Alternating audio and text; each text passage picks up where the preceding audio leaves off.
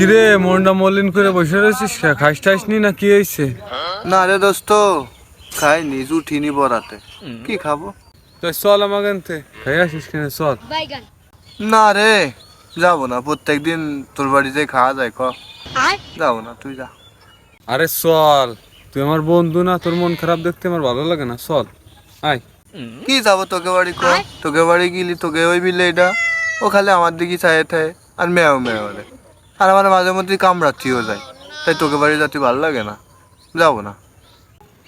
আরে পাগল, ও তো ওরকম করবেই। ওর প্লেটে যদি অন্য কেউ খাতে দিই তাহলে ওরে মেরে করবে না?